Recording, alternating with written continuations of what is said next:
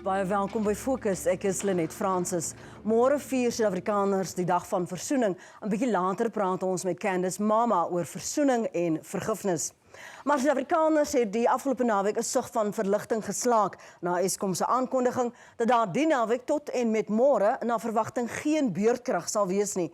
Eskom was die afgelope week onder groot druk en beurtkrag het tot by fase 6 gaan draai, die eerste keer ooit. En om te hoor wat die toekoms inhou en wat tot hierdie krisis aanleiding gegee het, is ons nou via Skype in verbinding met Eskom se bedryfshoof, Jan Oberholzer. En baie dankie dat jy vanaand by ons hier op Fokus kon aansluit, Jan. Ek wil sommer wegval met twee teenstrydige berigte wat ek in Sondagkoerante gelees het. En ek wil vir jou vra om vir ons duidelikheid daaroor te gee. Is die probleem die nat steenkool of is die probleem die saboteurs? Middag Lenet, dankie vir die voorreg om in die geleentheid om te kan gesels. Beide van hierdie aspekte het 'n bydrae. Dit is nie die oorsaak nie, dit is nie die rede nie. Ek was baie teleurgesteld toe ek vanoggend die Sunday Times se berig gelees het. Ek het vir die joernalis 'n hele uur van my tyd gegee en ek is bitter teleurgesteld en ek kan nie verstaan hoekom iemand so onverantwoordelik kan wees om sulke dinge te publiseer wat glad nie is wat ons gesels het nie. So, kom ons gesels net vandag. Die oorsaak van beurtkrag is as gevolg van die generasiestelsels se onvoorspelbaarheid en laat ons nie ten enige tye te alle tye betroubaarheid het met ons eenhede nie. So wat gebeur as baie van ons eenhede sonder dat ons dit verwag gaan op onbeplande onderbrekings. En die hoofrede daarvoor, en dis die oorsaak van waar ons is in terme van beurtkrag, dis die hoofrede. Dis as gevolg van die feit dat ons nie die nodige onderhoud gedoen het die laaste dekade. En as ek praat van onderhoud, dan praat ek nie net van routine onderhoud nie. Ek praat van opknapping, of soos die Engelsman sal sê, refurbishment. Jy weet, as jy kyk na ons steenkoolkragstasies, die gemiddelde ouderdom is hier tussen 7-38 jaar oud. So dit is gevorderde kragstasies. En ons praat altyd van mid-life refurbishment. So gedurende die middeljare, dan doen jy redelike dringende en opknapping van die stasies. Jy weet, op die generators, op die elektrische stelsel, op die ketel, oral doen jy redelike baie opknapping.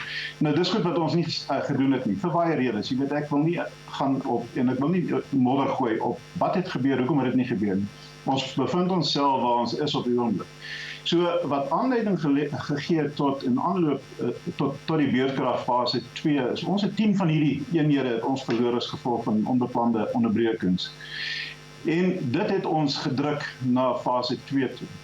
Nou, 6 van hierdie, omtrent die helfte, 'n bietjie meer as die helfte van hierdie eenhede wat ons verloor het, is aan onbeplande onderbrekings. Dit is as gevolg van ketellekkasies. Nou, wanneer jy 'n ketellekkasie het, dan vat dit jou enigiets van 4 tot 6 dae as jy gelukkig is om dit reg te maak en suksesvol terug te bring op lyn. So dit het aanleiding gegee tot die beurtkrag fase 2. Nou deel hiervan was daar van die 12, dis omtrent 10 tot 12 van hierdie eenhede wat ons verloor het. Initieel was dit 10 en toe Sondag aand het ons 'n verdere 3 tot 4 eenhede verloor. Nou die sabotasie gedeelte van hierdie eerste 10 tot 13 eenhede was daar 2 eenhede van Tetuka wat ons glo as gevolg van sabotasie bygedraai het. Goed. En ek beklemtoon bygedraai het. Dit was nie die hoofsoorsaak nie. So dit het bygedra tot beurtkrag. Nou wat verder maandag gebeur het, nou toe is ons in 'n penarie. Jy weet, ons het nie genoegsame kapasiteit om aan die land se aanvraag te voldoen nie. Wat toe verder gebeur het, die goeie Vader het vir ons baie goeie reën gegee in die week wat aangeleiding gegee het. En terwyl maandag en Sondag verskriklik baie reën gekry in Mpumalanga en dit het oorstromings veroorsaak. Nou net om vir jou 'n idee te gee, 3 van ons kragstasies het fisiese oorstromings binne-in gehad van die water wat van buite af ingevloei het en wat ons nie vinnig genoeg kon dreineer nie. Nou dit was in Camden, dit daar by Ermelo, Tetuka self waarvan ek nou net gepraat het en sowel as Kendal. Nou uit die aard van die saak is jy so baie reën kry, maak dit die hantering van kole ongelooflik moeilik.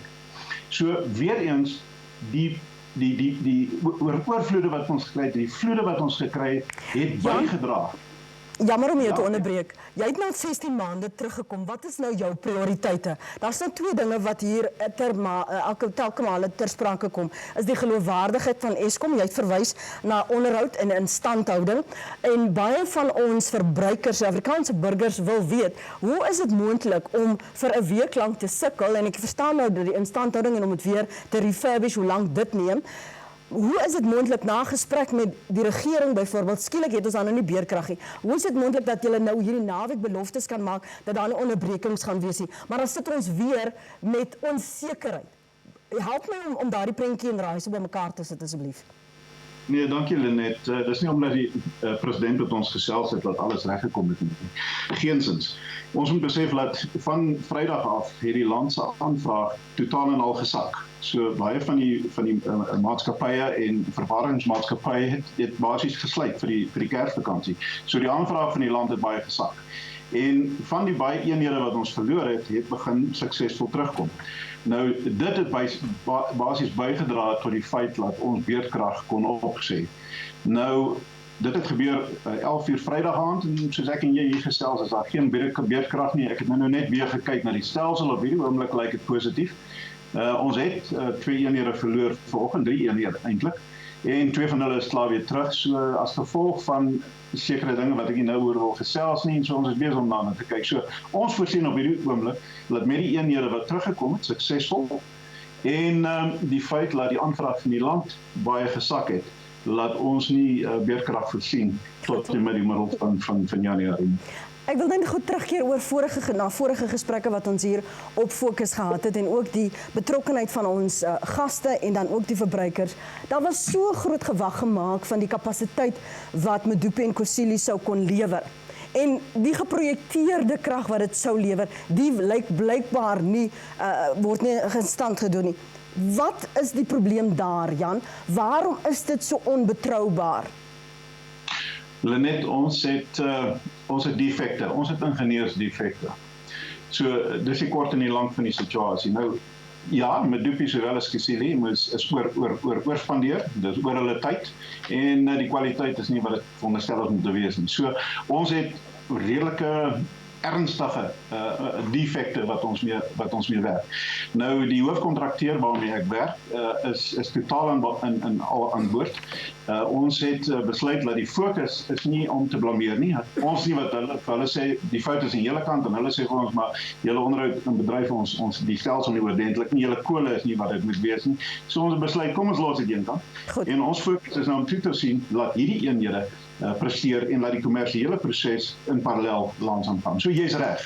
Dit wat ons verwag het van Medupi en Kusile is nog nie daar. Maar ons werk hard dit reg te maak. Na die breek gaan ons verder gesels. Daar is nog 'n paar punte wat ons verbruikers en burgery met jou en Eskom sal wil uitklaar. Moenie weggaan nie. Ons is nou terug.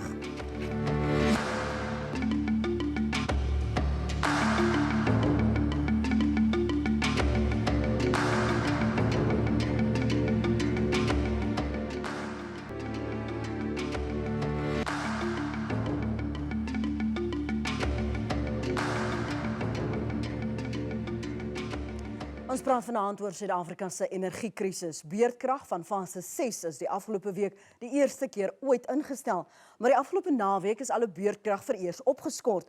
Ons is via Skype in verbinding met die bedryfshoof van Eskom, Jan Oberholzer. Jan, net voor die breek het jy verwys na instandhouding wat 'n probleem was. Kapasiteit is 'n probleem. Wat doen jy oor die korrupsie binne die maatskappy? Goed, Lenet, dis 'n interessante vraag. Nou, ek het geleer in die tyd wat ek terug is in Eskom, ek is nou 16 maande terug, dat greed is an untreatable disease. So die enigste manier hoe jy dit hanteer is om dit fisies uit te sny. Nou, wat ek jou die gerusstelling kan gee is, ons in Eskom, waar ons ook al agterkom dat daar enigstens korrupsie is, word dit indringend ondersoek. En waar ons sekere enige aanduiding kry dat daar wel moontlik korrupsie sal wees, deel ons daarmee, onmiddellik. Dit kan ek jou die versekering gee. Nou ek persoonlik is baie nou saam met die SIU, die Special Investigating Unit. So ek deel met hulle en ek kan jou verseker dat daar sekere name op daai lys is en daar sekere mense wat ek glo op hierdie stadium baie ongemaklik en baie benoud moet wees. As jy praat van die krisis wat jy gevind het, Eskom het 'n geloofwaardigheidskrisis. Hoe gaan jy dit herstel? Die enigste manier is om hard te werk en te sorg dat ons hierby uitkom. Jy weet, daar's geen, jy weet, dit help nie te blameer nie. Ons is waar ons is. Jy weet, ons het 'n mandaat om te verseker dat ons krag voorsien aan die land en dat die ekonomie kan vooruitgaan. So ons verstaan daai mandaat, ons aanvaar totaal en al aanspreeklikheid vir daai mandaat. En die enigste manier hoe ons gemeet gaan word daaraan is om uit hierdie vernorsing uit te kom en werklik aan daai mandaat vir die land te kan voldoen. Jy praat van aanspreeklikheid. Hoe hou julle hierdie munisipaliteite wat julle biljoene skuld, hoe hou julle vir hulle aanspreeklik? Want al wat ons ontkry is nog 'n inligting oor verhoogde tariewe. Ja, dis 'n moeilike situasie, Lenet. Jy weet, ek het nou vanoggend gekyk terwyl ek die weekverslag gedoen het. Ons het in die maand tussen Oktober en November met van die munisipaliteite verder 700 miljoen agteruit gegaan. So dit is 'n daadwerklike probleem. Nou, ons tesame met ons eie ministerie, openbare betrekkinge, is besig om baie aktief strategieë in plek te kry. Ons het sekere strategieë aan die bord, aan die raad voorgelê, seker so 2 weke terug, 2,5 weke terug, wat aanvaar is. So ons sal begin om sekere daadwerklike en ernstige stappe te neem teenoor die munisipaliteite wat nie hulle aanspreeklikhede aanvaar nie. Want dit maak dit baie moeilik. Jy weet, jy kry die kliënte wat hulle voorsien, ons voorsien aan hulle in bulk, Ja. En hulle kliënte betaal dan hulle. Presies. Maar vir een of ander rede betaal hulle ons dan nie. En wanneer ons hulle dan 'n nota gee dat ons gaan julle kragtoevoer stop, dan gaan hulle baie stout en van die kliënte toe en sê Eskom gaan nou die kragvoorsiening stop. En dan gaan die kliënte wat goeie betalers is, gaan dan na die howe toe en kry dan soos ek van sê, an interdict that we cannot cut. So dit maak dit ontsettend moeilik, maar ons is daadwerklik besig om te probeer om dit te remedieer. Jy sê jy het so 2 weke gelede nou hierdie voorleggings met strategieë voorgelê. Kom ons praat vinnig oor die korttermyn en die langtermyn strategieë wat jy, Jan Oberholzer, in plek wil kry. Veral as ons praat oor die langtermyn probeer, hoe lank gaan dit vir Eskom vat sodat ons weer op koers kan kom? Ek dink Lenet wat belangrik is om te verstaan, ons sit met 'n dilemma. En die dilemma is, ons het hierdie wankelrige, nou nie al die eenhede nie, maar kom ons oor die algemeen sê 'n wankelrige stelsel wat ons noukeurig mee werk. Kyk, ons het 'n 9-punt, soos ons sê, 9-point recovery generation plan, wat ek glo baie omvattend is, en ek dink, ek glo as ons dit voortgaan hiermee, sal ons uit die knyp uitkom. Maar ons het met 'n daadwerklike probleem, dat die kapasiteit wat ons beskikbaar het in enige tyd, soek die land in terme van aanvraag. So ons het nie daai voordeel op die oomblik om die eenheid uit te haal en om regtig oordentlik op te knap, roetineonderhoud uit te voer en om dan na sê maar 60, 90 dae, wat ook al die geval is, om dan terug te bring en dan weet ons is 'n baie betroubare en 'n voorspelbare eenheid wat ons terug het. Ek bedoel, dis 'n ou kar wat jy in die motorhawe gaan sit, hy word op hom gewerk, alles word vervang, jy bring hom terug en jy weet jy gaan van punt A na punt B gaan vir die volgende jaar of wat ook al die geval is. So ons sit met hierdie dilemma. Nou ons het met die president hieroor gesels en ek neem aan ons moes 'n voorlegging vir ons eie ministerie gee vir donderdag aand, ons het woensdag met die president gesels en ek het dit voorgestel en Eskom as sulks laat ons het kapasiteit verligting nodig. So kom ons neem net 'n voorbeeld en asseblief dis net 'n voorbeeld. Kom ons sê ons het vir die land 25.000 megawatt nodig, beskikbaar. 24/7 365 dae. Maar dit beteken dan het ons genoegsame tyd en kapasiteit om hierdie eenhede wat onderhoud nodig het om dit oordentlik reg te maak. Maar dan sit ons met 'n dilemma in die land. Waar is die ander 5000 wat ons dan nou nie beskikbaar het nie? En ek glo dit is 'n gesprek wat op die oomblik gevoer word om te kyk hoe kan ons hierdie situasie dan beredder? Indien Eskom sê ons kan net dit vir jou waarborg na alle tye. En soos jy dan Eskom dan hierdie eenhede van jou reg maak en terugbring dat jy jou kapasiteit wat jy beloof en waarborg dan kan verhoog, maar tussen daai tyd en nou sit ons met 'n dilemma dat ons het addisionele kapasiteit in die land nodig. So ek glo dis 'n strategie wat krities aandag en dringende aandag nodig het. En ek sal aanneem dat kommunikasie, effektiewe kommunikasie met die belastingbetalers en die wat betaal om vir Eskom aan die gang te hou, dat dit een van die strategieë gaan wees. Ja, net ons is die eerstes om te sê ons is jammer hier. Ons kommunikasie was nie wat dit veronderstel is om te wees nie, maar ek dink jy het gesien, veral myself, die laaste 2 weke, 3 weke het ek myself beskikbaar gemaak en ek kom keer so ver as wat ek kan en so eerlik en openlik as ek kan. Ons hoop dis nie die laaste keer. Baie dankie dat jy vanaand hier by ons aangesluit het. Jan Oberholzer, bedryfshoof van Eskom. Bly ingeskakel, net hierna praat ons met Candice Mama. Sy het die man wat haar pa in die apartheidsjare vermoor het vergewe. Ons is nou terug.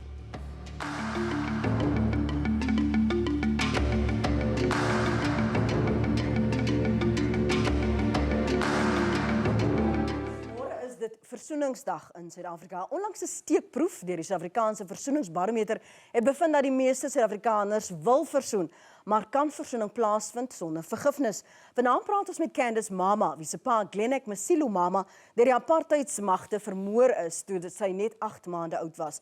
Candice en haar familie het een van die moordenaars, oud vlakplaas bevelvoerder Eugene de Kok ontmoet en besluit om hom te vergewe. Candice het nou haar lewensverhaal en die pad na vergifnis vertel in haar autobiografie Forgiveness Redefined. Fokus se Alet van Rensburg Right gesels nou met Candice. Candice, baie welkom by Fokus.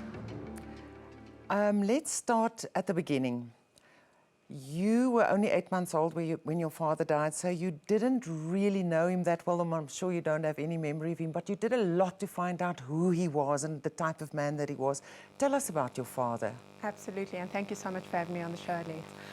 So my father, from what I'm told and what I've researched for myself, was someone who was incredibly tenacious, very ambitious, and he was really committed to the cause and fighting to make sure that we get the country to the right side of history. So he was someone that felt, at least to me, like a hero. And he was a member of the PAC. He was a member of the PAC. Of the PAC. Yes. Now, you were 8 months old, like I said, when your father died. And up to 8 months, you stayed with your mom and dad, and then you were taken to a farm where you lived with your Tswana family. Not really knowing about the other family, and then when you were 6 years old, your mom came to fetch you and brought you to Joburg. Now, at what stage and how did you find out exactly how your father was murdered and how brutal his murder was? Absolutely. So I found out that my father had been killed when I moved in with my mom. And I knew who had done it, but I didn't really have context for it. And it was at around the age of 9 where my life really changed. Jacques Poe released a book called Into the Heart of Darkness, and my mom had purchased a copy. So one day I decided to see the page that every adult would come into the house and see. And so I eavesdropped on what page it was, and as soon as I was alone, I went to go open the book. And in the book was a picture of my dad's burnt body clutching a steering wheel, and I think that was the defining moment of my life, or of my youth. You then made a lot of effort and you did a lot of research to find out exactly what happened and to learn more about apartheid and about what happened. What exactly did you find out? I found out so many things, and I found out that apartheid was a lot like a war, you know, because from my understanding or from my school education of apartheid, it just felt like it was separation. So black people live here, white people live there. But what I really came to find was it was such a deeply oppressive and violent system, and my father was a part of that system, unfortunately, and so was Eugene. Now, tell me, you had very big problems with anger and also with depression. It was clear as a child and as a teenager. You had thoughts of killing Eugene de Kok if you could find him. You were that angry. How did you get from being that angry to the point where you decided to forgive? Wow, it wasn't easy, and like you're saying, I was suffering from such severe depression, and what happened to me was at 16, I was lying in bed and I felt a pain, and so my mom rushed me to hospital, and when I got to hospital, after I underwent all the tests, the doctor said to me, you know, I've never seen stress symptoms so severe in someone your age. And he said, you've got ulcers. And he just started pointing out all these symptoms. And he said, I don't know how to tell you this, but your body's killing you. So you're going to either have to change what you're doing and see a psychiatrist and do all of that, or you're going to die. And to be honest, at that time, I was really okay with dying. So I just thought, you know what, let me make it easy for myself. And then somehow there was a thought in my mind that said, wait, if you're going to die, you've never lived. And that is when the journey began of exploring different options to what I was feeling. It started with a school teacher who said something to you? Absolutely, and it was, I had a transaction with my teacher, and what I found to be was that when he was teaching the curriculum, he himself was unaware of how deeply violent the system was. So I did my own research, and when I got to know what apartheid was, it kind of gave me context, and it allowed me to start the journey of at least beginning to entertain the idea of forgiving, because I'd never entertained the thought at all. And so that's when I began. And religion, what part did that play? It wasn't as big a part. If anything, I think religion, for me at least at the time, it kept me from forgiving because it was such a righteous act. And it was something so big that it was Desmond Tutu, Nelson Mandela, Mother Teresa. It was for people like that. It wasn't for people like me. And so it was when I started my journey of discovering what forgiveness was for me that I think it really changed. You then, with your family, got a call from the National Prosecuting Authority who asked you whether you wanted to meet Eugene Lecoq. Yes. I'm sure that was not an easy decision. Absolutely, and I don't know, I just said yes immediately because I knew I'd regret it if I didn't. And of course we had a lot of dinner table discussions about, are we going to do it, aren't we going to do it? And eventually we all decided we were going to go on and we're going to go see Eugene in prison, and it was a very life-changing moment, I think, for all of us. Tell us what happened. So when we got to the prison, it was set up like a boardroom table, and it was very much like almost going to go visit an aunt. It was eerily contrasting what the interaction was going to be. And so my family was seated along with MPA members and a priest and a psychologist, and Eugene was going to sit close to me. And so we were interacting, and they said, Eugene will walk in at any minute, don't be alarmed. And as I looked over and he just appeared. It felt like he had just appeared out of nowhere. And so it was a startling experience for me at first. And as the interaction started, my mom wanted to know the details of what had happened to my father, which Eugene divulged to us. And then she wanted to know, why my husband, she said. And I think that was the biggest gut blow in the interaction, and that is when he said, for no reason. So there was no reason my dad needed to die that day. And that was after I recovered from that. My family had continued the conversation, and my mom said, I forgive you, Eugene, my brother, my grandfather, everyone. And then it got to me, and I said, Eugene, I want to say I forgive you, but before I do, I want to know one thing. And he said, what is that? And I said, do you forgive yourself? And he looked away and he looked back at me and he said, every time a family comes here, that's one question I hope they never ask me. Then he dabbed the side of his eye and he looked back at me and he said, when you've done the things I've done, how do you forgive yourself? And I just broke down into tears. I just crumbled in that moment. And I found it strange that I wasn't crying for myself. I was crying for him because we were both victims in that moment, even though he was the perpetrator of my pain. Now, tomorrow South Africa is celebrating the Day of Reconciliation. Yes. Do you think we can have reconciliation in this country without forgiveness? I think it's highly, I don't want to say unlikely, but I think it's difficult because I think forgiveness starts with self, right? And that's the most important part. You've got to forgive for yourself so that you can be free, so that you can live a life whereby one person or a system or a thing is not controlling you anymore. And so I think after you get through that, the next step becomes reconciliation. Thank you so much, Candice, for your time. Thank you, Alet. Alet van Rensburg raait in gesprek met Candice Mama. Haar boek se naam is Forgiveness Redefined. En is ongelukkig al vir vanaand. Onthou tydens die vakansietydperk word Fokus nie Vrydagoggende op SABC2 herhaal nie, maar ons is steeds op YouTube beskikbaar. Ons is tydens die vakansie steeds op ons pos en volgende Sondag aand om 6 weer terug hier op SABC2. Intussen lees ons graag jou kommentaar, jou tweets en jou voorstelle. Jy kan dit vir ons stuur aan fokus@sabc.co.za. Ons Fokusblad op Facebook is by Fokus SABC en dan ook op Twitter by Fokus ZA. En baie dankie aan SABC2 vir 'n wonderlike naweek in Bloemfontein in die botaniese tuine. Kyk gerus na die video's, die foto's op Instagram, Facebook en Twitter met die hitsmerk SABC2 Fam Fest. Hoop jy 'n goeie week verder. Totsiens.